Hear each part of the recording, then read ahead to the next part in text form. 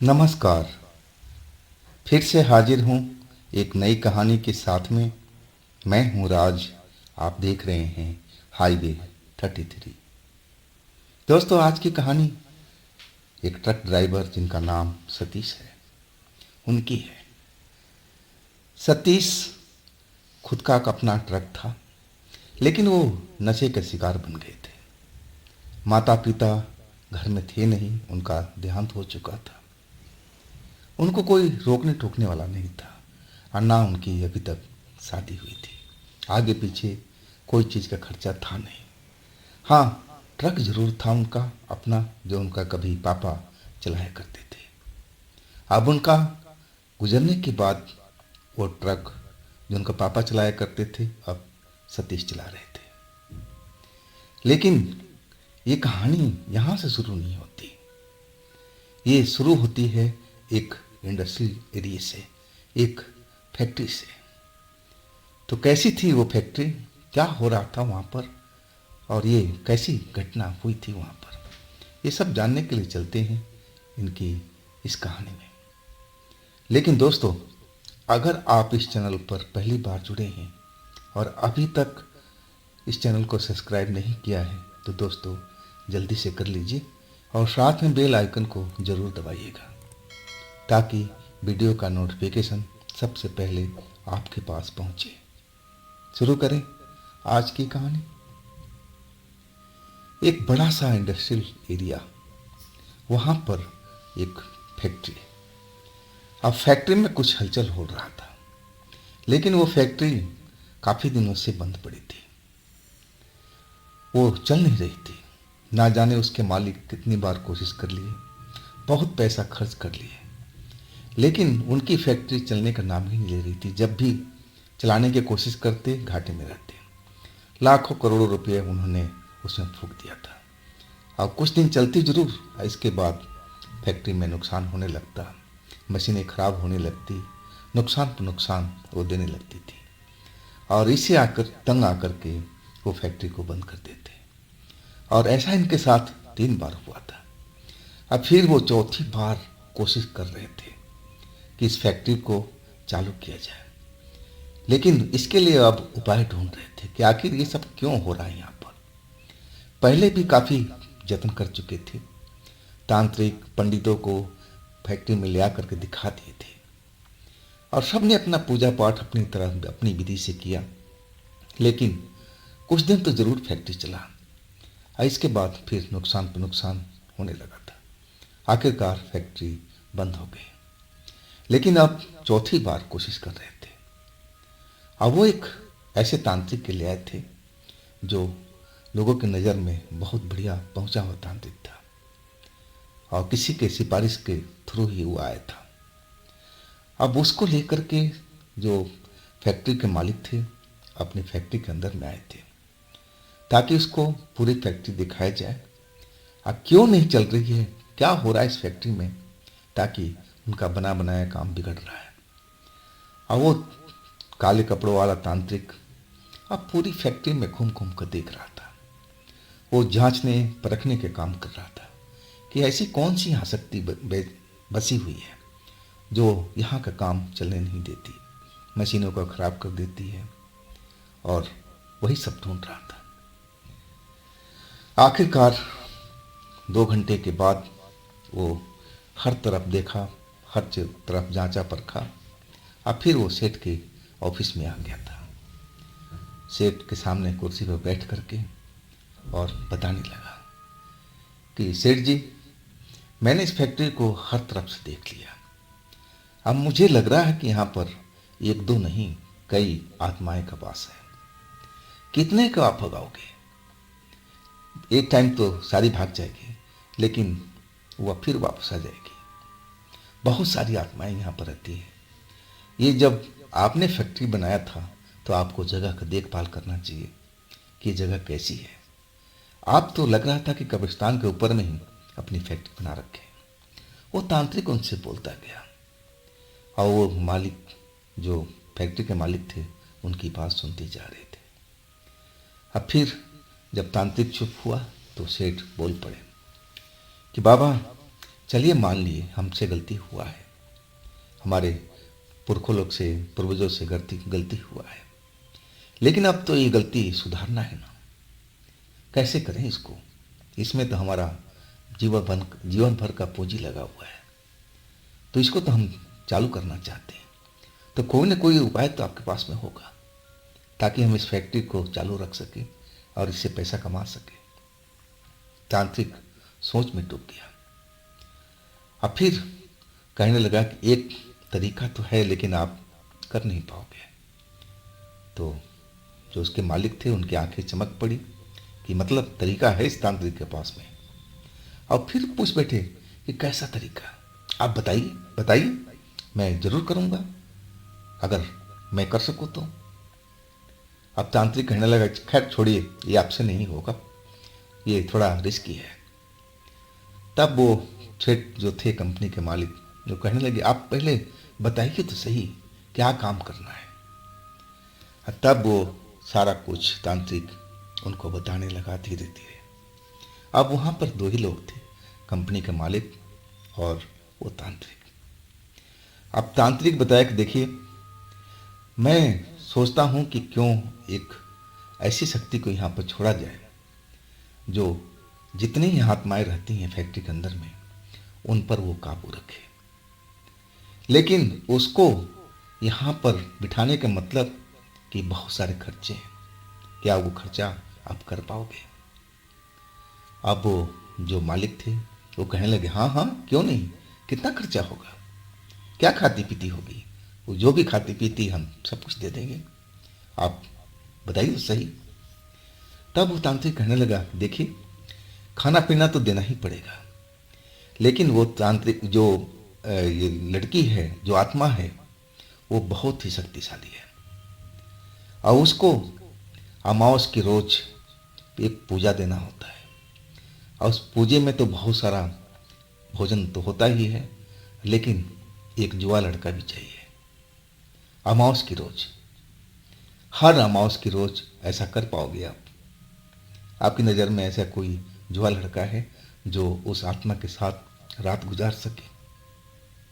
अब जो कंपनी की मालिक की आंखें फटी की फटी रह गई। वो समझ नहीं पा रहे थे कि तांत्रिक क्या कर रहा है, क्यों भला अपनी कोई जान देने जाएगा कोई युवक उस आत्मा के पास में, उस लड़की के पास में जो पहले ही से खतरनाक है, और रात क्यों बिताएगा भला? अब मालिक का बोलती बंद हो चुका था और तांत्रिक कहने लगा कि मैं इसीलिए आपको मना कर रहा था कि आप ये कर नहीं पाओगे। अब वो बोला ठीक है, आप मुझे आज्ञा दीजिए, आप देख लीजिए, मैं आपको उपाय तो बता चुका हूँ।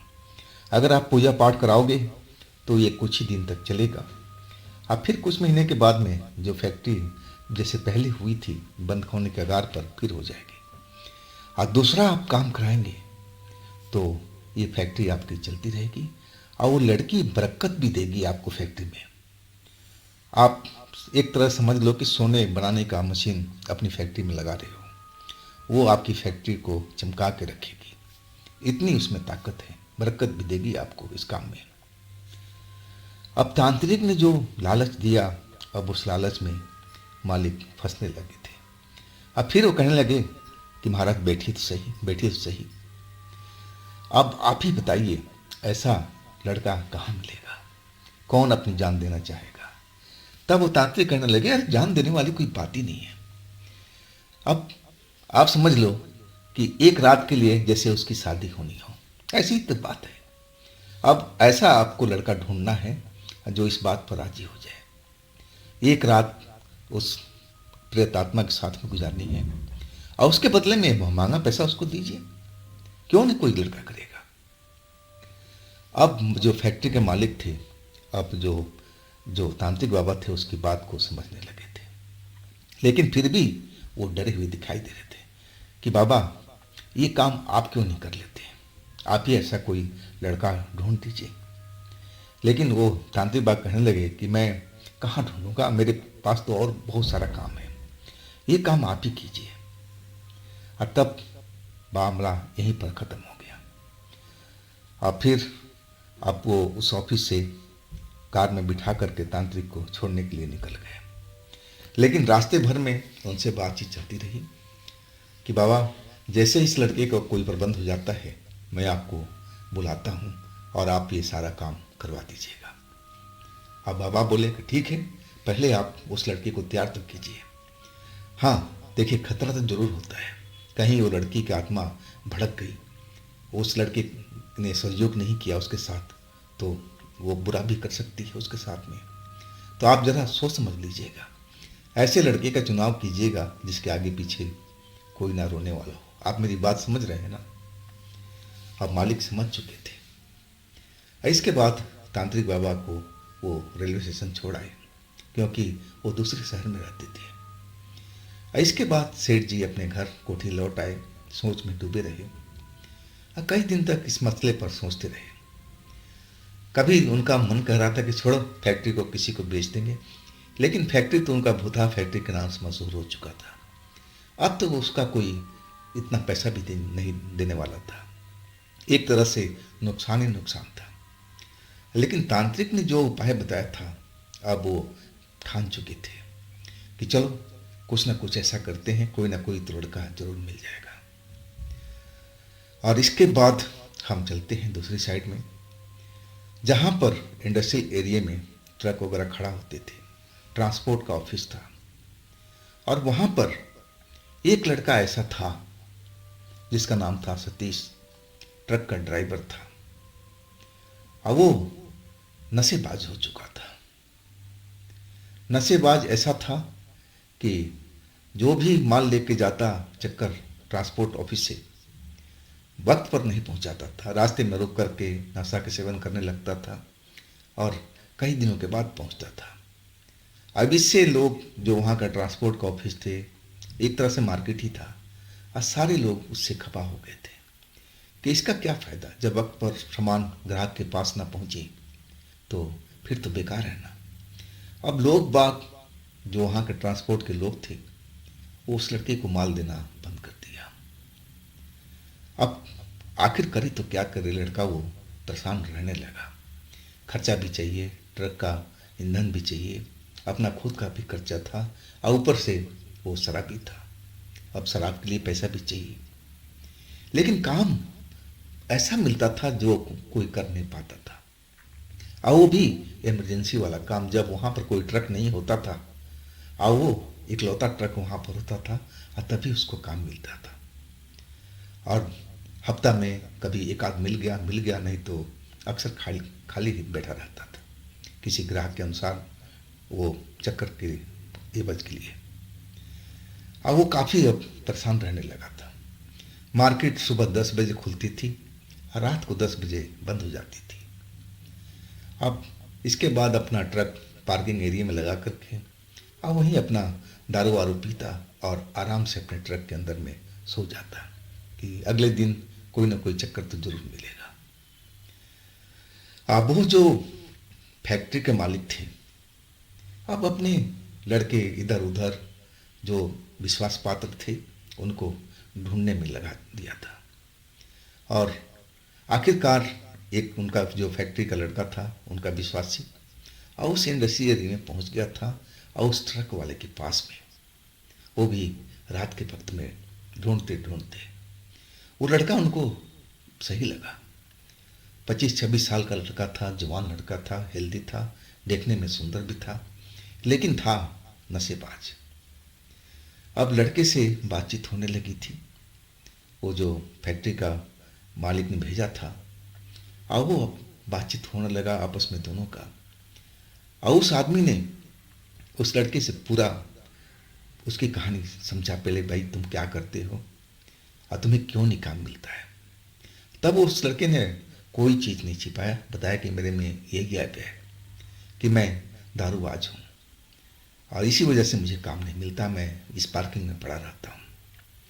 तब फैक्ट्री का आदमी बोला कि तुम्हारे लिए एक काम है, क्या कर पाओगे, इस काम के बदले में तुम्हें बहुत सारा पैसा मिलेगा और ये हर अमावस की काम है, और समझ लो कि तुम्हारी तो लॉटरी लग जाएगी अगर तुम ये काम को हाँ बोल दोगे। अब जो सतीश थे वो तो एक तरह से चौंक गए कि ऐसा कौन से काम है भाई जो हर अमावस्या की रात को होगा और उसमें मुझे बहुत सारे पैसे मिलेंगे।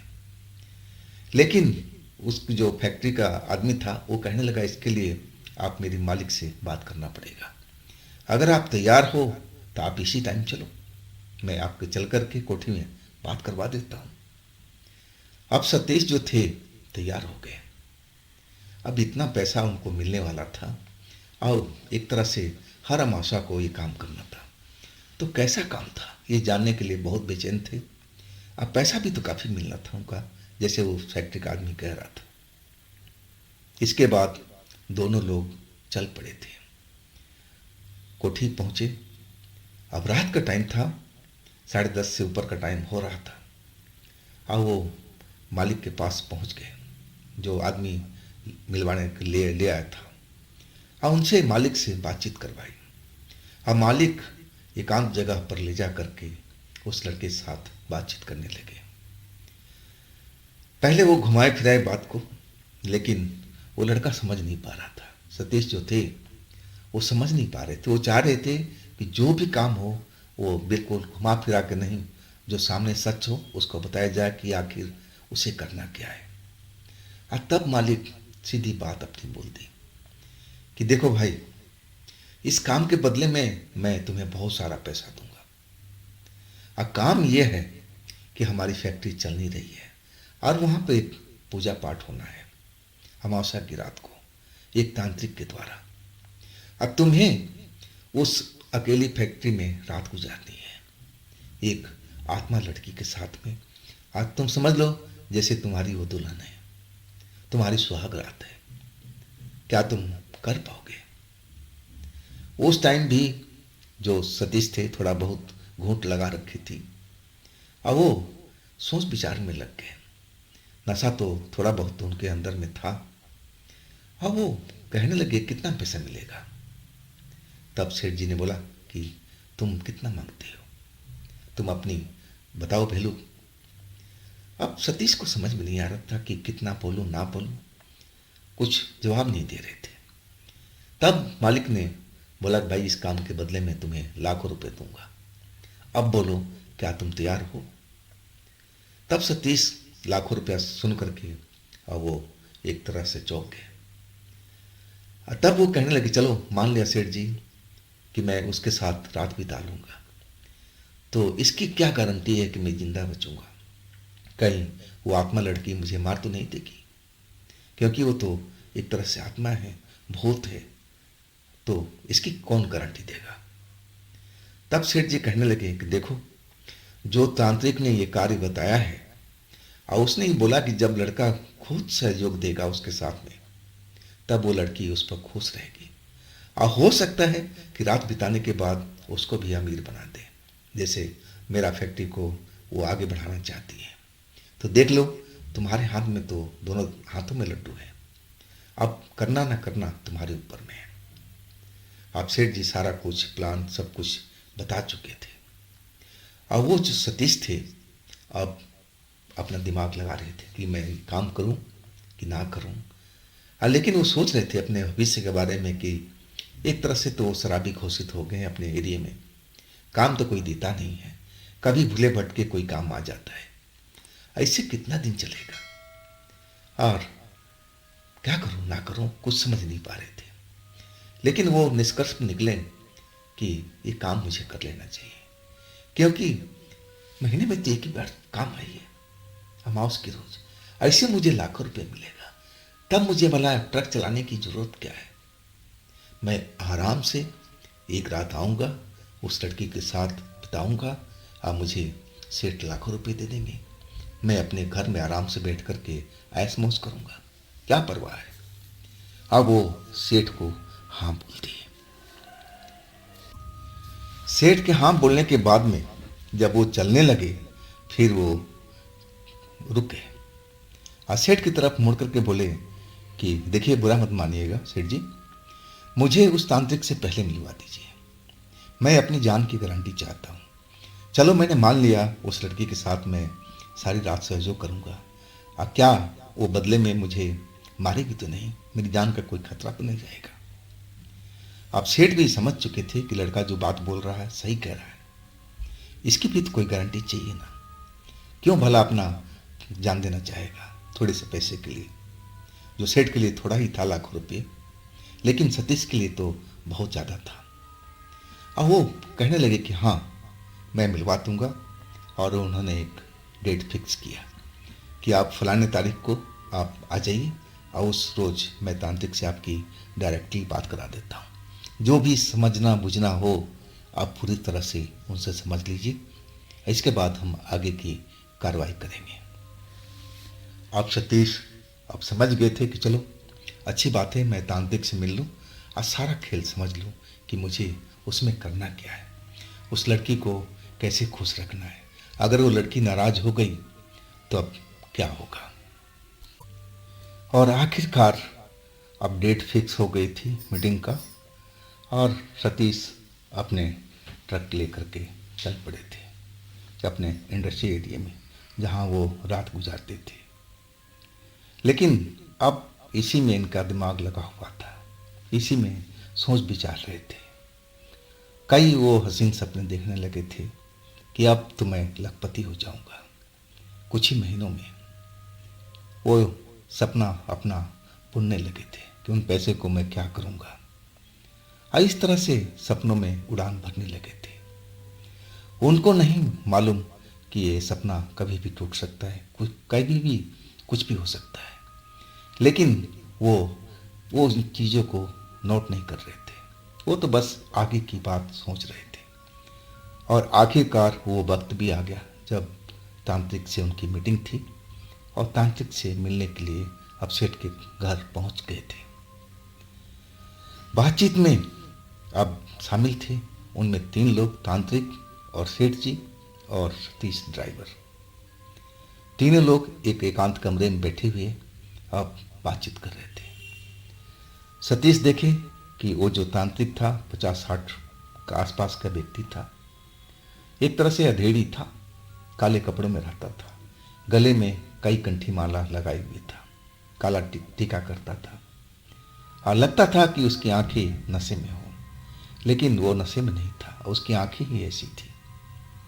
आप वो अपनी गारंटी मांगने लगे थे सतीश ड्राइवर कि बाबा आप बताइए, मैं तो सारा अपनी तरफ से अच्छा ही करूँगा, मैं उस आत्मा को चाहूँगा कि वो मेरे से खुश रहे, लेकिन उसकी क्या गारंटी है कि वो आत्मा मेरे से खुश रहेगी कि नहीं रहेगी। अगर कुछ गलत हो गया तब क्या होगा। बाबा उसकी बात सुनकर के मंद मंद मुस्कुराने लगे, और तब वो कहने लगे कि मैं उस आत्मा को काफ़ी दिनों से जानता हूँ, वो तो मेरे ही पास है, मैं उसकी हर हरकत को जानता हूँ। वो ऐसा नहीं करेगी, तुम सहयोग करोगे तो तुम्हारे साथ भी सहयोग करेगी। और फिर एक तरह से अब सब कुछ तय हो चुका था। सतीश का जो डर था अब थोड़ा कम हुआ था कि चलो इस काम में तो तांत्रिक बाबा भी तो हैं, वो भी तो उनके आसपास ही रहेंगे, क्योंकि वो पूजा अमावस की रात की होनी थी। अब पूरी रात सतीश को उसी फैक्ट्री के एक कमरे में गुजारना था, उस आत्मा के साथ में, उस आत्मा लड़की के साथ में। सतीश एक तरह से रोमांच भी थे और डरे भी थे। और आखिरकार वो रात आ गई थी। अब सतीश पूरी तरह से अपने आप को तैयार कर लिया था। डर तो लग रहा था अंदर से, लेकिन पैसे का लालच ऐसा था कि उनको अंधा बनाए हुए था। अब वो जो शराब पीते थे, अब वो शराब भी नहीं पिए थे डर के कारण कि अगर मैं नशे में रहूँगा तो हो सकता है कि मेरे से कोई गलती हो जाए। और वो बिना नशा किए हुए अब उस काम में पहुँचे थे।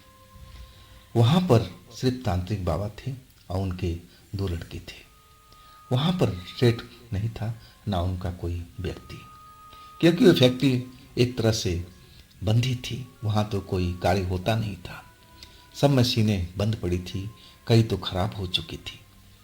अब फैक्ट्री अब तो नया एक तरह से बनना ही था। इसी के लिए सब भी पूजा पाठ हो रहा था, ताकि जो भी आत्माएं हैं, बुरी आत्माएं, इस जगह से हट जाए। अब कोई फैक्ट्री के मशीनों को नुकसान ना करे, फैक्ट्री के काम में बाधा ना डाले। अब तांत्रिक जो थे सतीश को एक एक प्लान जो अपना था, काम था, वो बताने लगे कि देखो सतीश, हम लोग पूजा में भाग लेंगे, पूजा करेंगे, उस आत्मा को हम यहाँ पर बुला लेंगे और इसके बाद हमारा काम खत्म हो जाएगा। अब उस जगह पर तुम रहोगे और वो आत्मा रहेगी। अब उसको कैसे तुम्हें काबू करना है, कैसे उसको रिझाना है, मनाना है, उसका सहयोग करना, ये तुम्हारे ऊपर निर्भर करता है। अब ये तुम सोच विचार लो, अभी भी तुम्हारे पास वक्त है।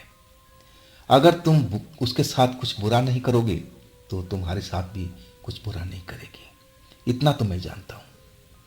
तो अगर तुम्हें अभी भी डर लग रहा हो तो इस काम को छोड़ दो। अब सतीश सोचने लगे, विचारने लगे मन में, लेकिन तांत्रिक बाबा जो जैसे कह रहे थे कि अगर मैं कोई बुरा नहीं करूँगा तो भी हमारे साथ बुरा नहीं करेगी, तो मैं तो ऐसा क्यों करूँगा बुरा उसके साथ, जो कहेगी मैं वो तो करूँगा ही। इसके बाद बोले कि तांत्रिक बाबा मैं तैयार हूँ इस काम के लिए। अब फैक्ट्री के बीचों बीच अब 3 लोग, आज चौथा सतीश ड्राइवर। अब वहाँ पर पूजा का काम स्टार्ट हो चुका था। पूजा का सामग्री अपना हर जगह पर लगाया गया। अब दीपक बाती सब कुछ चल चुका था और वहाँ पर सतीश को बिठाया गया था।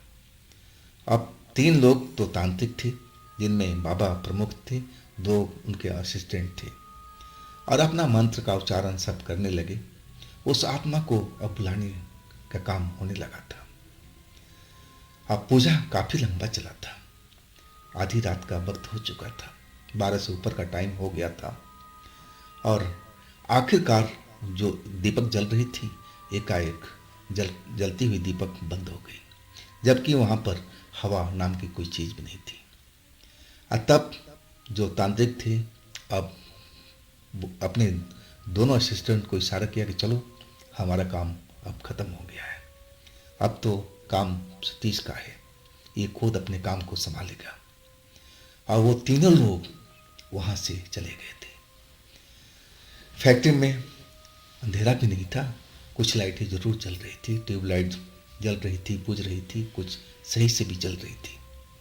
अब तीनों लोग जाने के बाद में सतीश ड्राइवर वहाँ पर अकेले रह गए थे।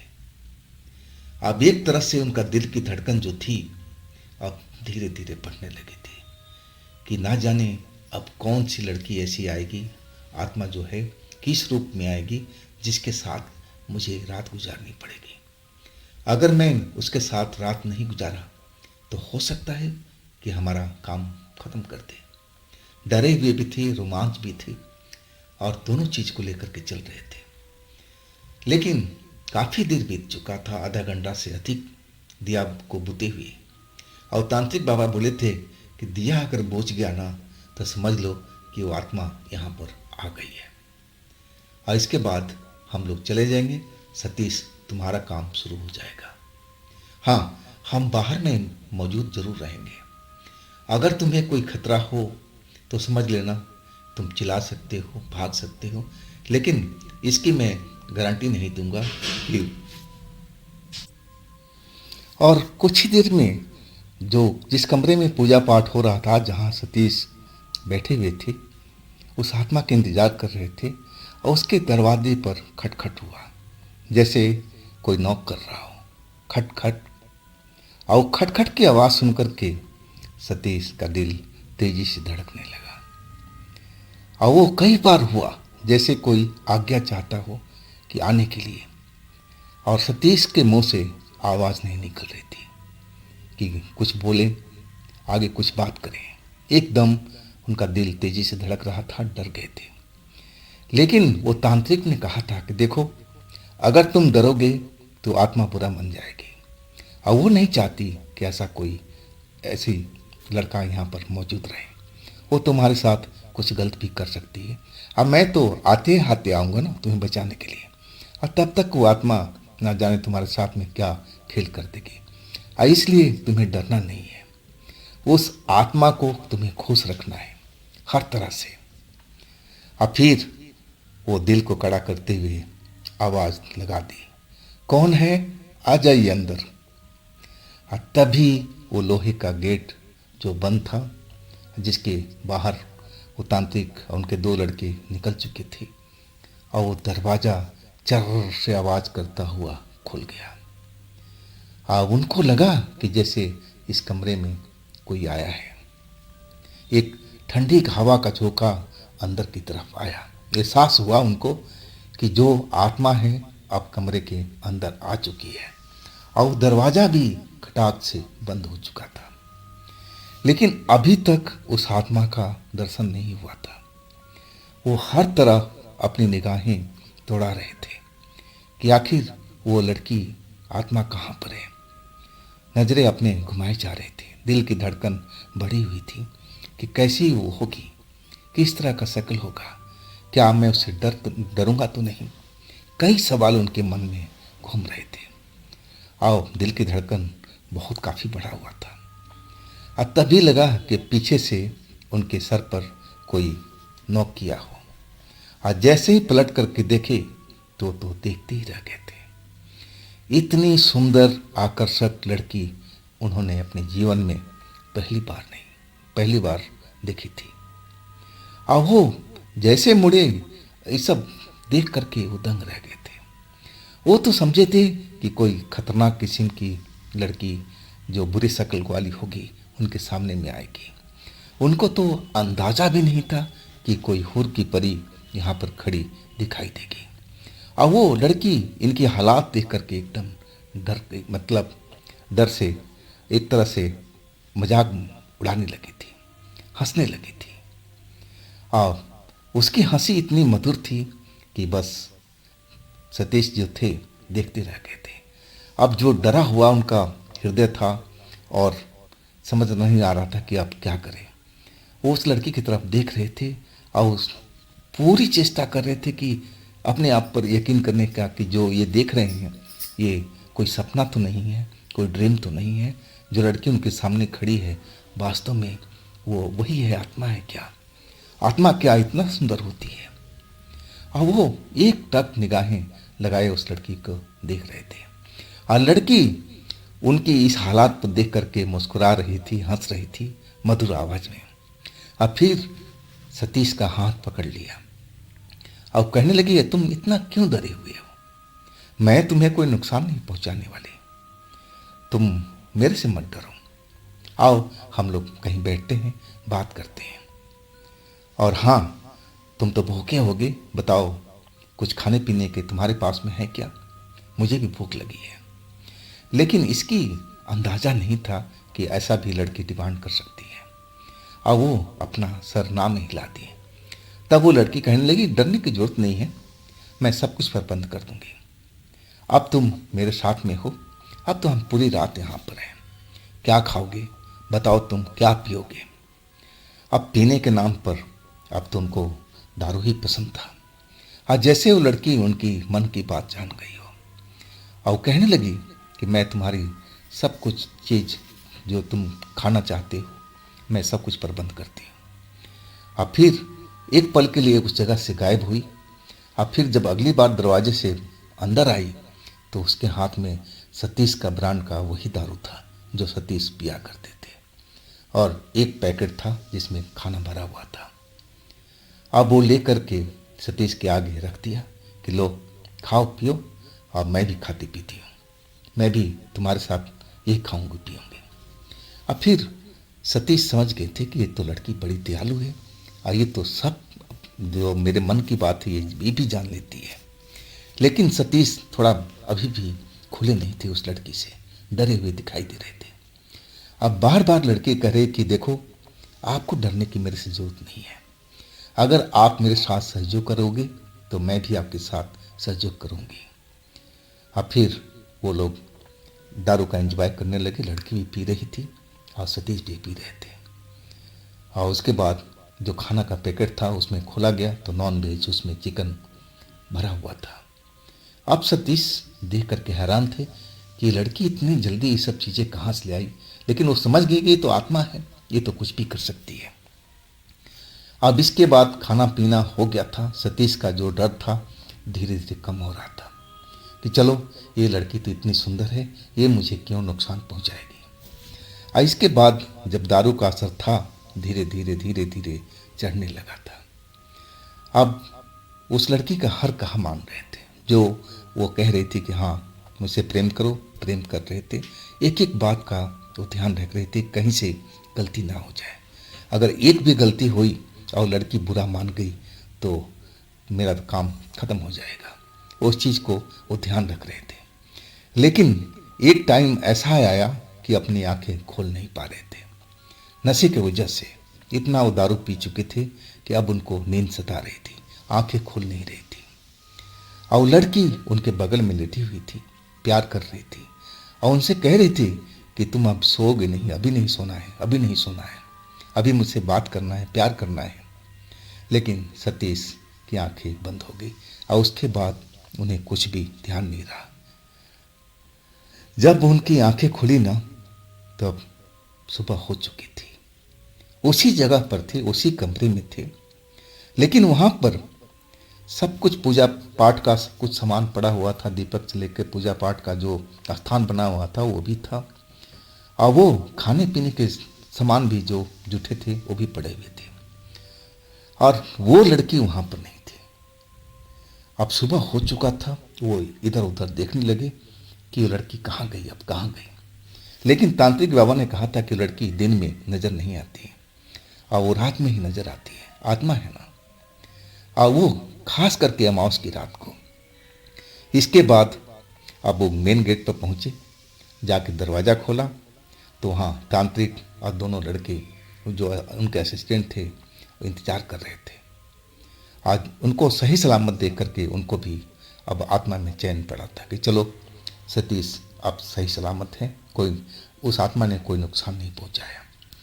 और इसके बाद वो लोग सभी के सभी खुश थे, जिसमें सतीश भी खुश थे।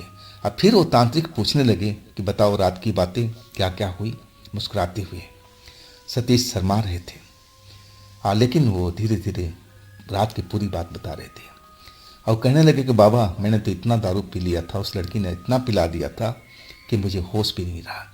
और लड़की मुझसे कहती रही कि सतीश अभी सोना नहीं है, सोना नहीं, प्यार करना है, लेकिन मैं जगा नहीं रह पाया, मेरी आंखें बंद हो गई।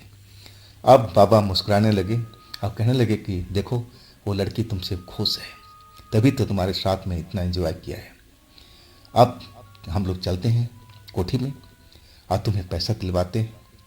इसके बाद ऐसे ही अमावस को फिर आना है, 5 अमावस को ये सारा काम करना है। 5 अमावस के बाद तुम आज़ाद हो इस काम के लिए। इसके बाद ये फैक्ट्री चल पड़ेगी। और वो लोग कोठी की तरफ चल पड़े थे। कोठी में गए, सेठ इंतजार कर रहा था, वो भी दिल में डरा हुआ था कि ना जाने उस लड़के के साथ में क्या हुआ होगा, रात में कैसा व्यवहार हुआ होगा, लड़का जिंदा भी है कि नहीं है, उसको भी टेंशन सता रही थी। लेकिन जब तांत्रिक बाबा उसको सही सलामत लेकर के पहुंचे और तब उसके जान में जान आई। अब फिर जितना पैसा जो लाखों रुपए तय था और वो लिया करके एक मुश्त दे दिया। अब फिर बाबा से बोला कि अब अमावस की फिर प्रोग्राम है ना, ये लड़का को आपने बता दिया है ना। तब तांत्रिक बाबा बोले हाँ इसको बता दिया है, और वो आत्मा जो है लड़की अब इसको प्यार भी कर रही है, इसके साथ कोई बुरा व्यवहार भी नहीं किया है, और मामला पट गया था। और इसके बाद सतीश पैसा लेकर के अपने ट्रांसपोर्ट नगर की तरफ चल पड़े थे। तो क्या अब सब कुछ सही हो गया था। अब सतीश तो लाख रुपया पा करके एकदम खुशी से उछल पड़े थे। अब तो जो चाहे कर सकते थे लाखों रुपये में। अब तो घर में बैठ कर आराम से दारू पी सकते थे, जो उनकी इच्छा वो खा सकते थे, और उनके आगे पीछे तो कोई था भी नहीं, देखने वाला, न बोलने वाला, न टोकने वाला। इसके बाद अपने घर में चले गए थे। हाँ, अब उनको फिर अमावस की रात को वहाँ जाना था। ऐसे 5 रात उनके साथ, उस लड़की आत्मा के साथ बिताना था। तो दोस्तों, ये थी आज की कहानी सतीश ड्राइवर की। अगर आपके पास भी ऐसी कोई घटना है जो आप मुझे बताना चाहते हैं, ऐसी कोई कहानी है जो आप मुझे बताना चाहते हैं, तो आप मुझे इंस्टाग्राम पर या मेरे व्हाट्सएप नंबर पर अपनी कहानी को, अपनी घटना को बता सकते हैं। और दोस्तों ये भी चैनल आप ही का है, तो इसको भी अपना प्यार दीजिए, लाइक कीजिए, सब्सक्राइब कीजिए, शेयर कीजिए। अब फिर हम मिलते हैं अगले रोज एक नई घटना, एक नई कहानी में। आप लोग अपना ख्याल रखिएगा। नमस्कार।